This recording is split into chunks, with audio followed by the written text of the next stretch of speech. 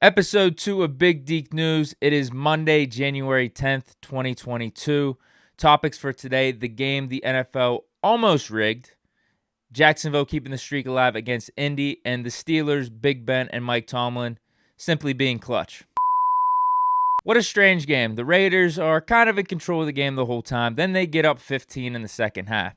You think it's out of reach. Okay, everything has to go right for the Chargers to end up tying it. And that is exactly what happened. The Chargers get the 2-point conversion. They score a touchdown with no time remaining. Almost felt like it was scripted. Almost. What made this game extra strange and extra weird was I didn't know who to root for. We were literally rooting for the game not to be a tie. So at one point, the Chargers have the ball. I'm rooting for them to score a touchdown because then the game would be over. But then the Raiders make a stop on first and second down. Okay, just get a turnover on downs. And the Chargers make a big play. Okay, Chargers, go ahead, score a touchdown. Then they don't score a touchdown. Then they kick a field goal. And it's all this back and forth until the Raiders have the ball finally at the end. And all they have to do is tie. Both teams are in the playoffs. But there is something we like to call you play to win the game, as quoted famously by Herm Edwards. Hello? You play to win the game. For all the Chargers fans probably crying about this was just a ball don't lie moment, going all the way back to 2013. Remember? Is between us and you guys to make the playoffs. You're playing the Chiefs and their backups. If the Chiefs beat you, you're knocked out. They're beating you the whole game, and then it came down to a Ryan Suckup field goal, and he missed it. You guys got in. We got bounced out. So this is just ball don't lie. That's all this is. Next, we have the Jacksonville game versus the Colts, another one that affected the Steelers' playoff odds. And to be honest with you, I barely watched. The only thing I did see was the highlights that would pop up from time to time on CBS. We had Trevor Lawrence make some crazy-ass plays like this, and also Carson Wentz make some unfortunate ones like this one. Maybe the team should officially change their name to the Jacksonville Clowns. I mean, they did really respond when they saw their fans dressing up as them. Just imagine what it would be like if they were called that the whole season. Urban Meyer still may have a job down there. The Jaguars beating the Colts streak at home lives on. And I really hope you guys follow me on Twitter and saw some of my investment advice. Put a $20 parlay on the Steelers in Jacksonville. And what do you know? Both hit. That $20 turns into $400. I'm wealthy.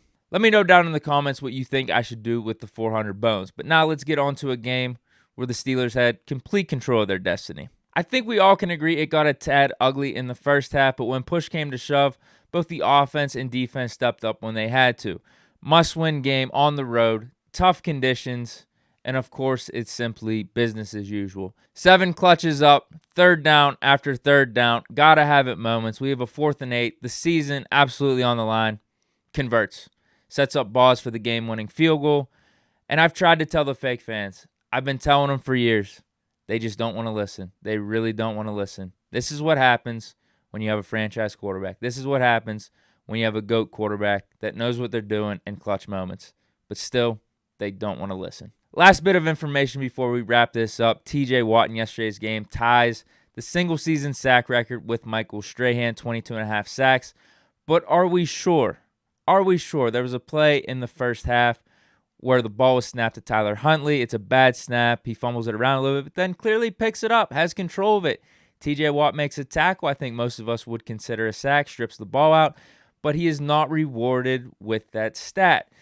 I did hear the Steelers, maybe some in the organization, are going to try to appeal to the NFL. Let me know if that's fake news or not, because I saw it at one point, and then I didn't see that again whenever I tried re-looking it up. Let me know in the comments if that is right or wrong. But there is an online movement that has been starting to give TJ Watt the Lance Armstrong, and that was actually started by Big Ben in his press conference when he said he hopes the NFL would give TJ Watt half a sack. There's no doubt yesterday's performance further solidified TJ Watt as 2022's Defensive Player of the Year. But as for the history books and the record, NFL, don't be a coward.